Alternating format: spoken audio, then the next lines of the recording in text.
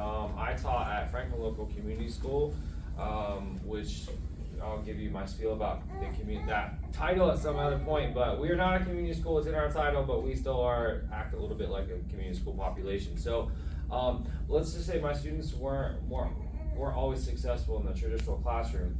The real world problem solving scenario was the biggest change and engagement that I saw in my students all 3 years I taught there, hands down. And I use it all the time, and I wish I would have discovered this earlier in my teaching career. I would have been a better teacher.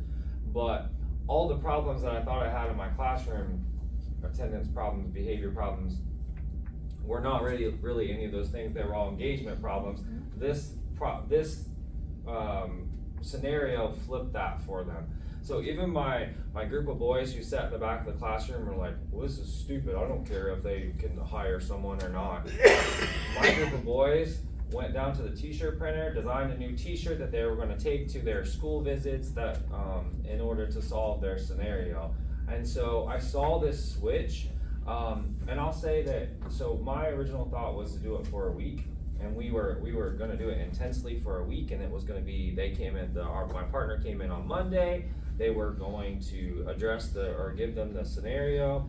On Wednesday, I was going to do a check-in day with them, and on Friday, they were coming back to pitch their answers to them.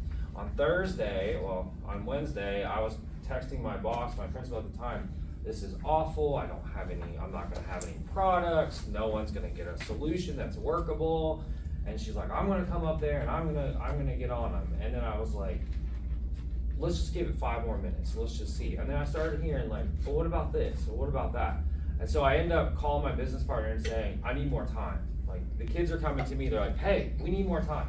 We have an idea, but I can't get it done by Friday.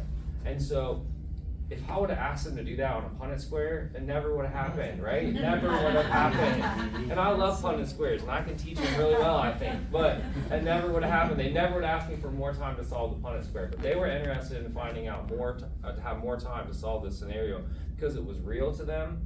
The boys who sat in the back of the classroom who didn't think that they had anything that they cared about with Cedar Ridge Behavioral Health realized that Cedar Ridge Behavioral Health also employs maintenance people every day, and they have jobs every day.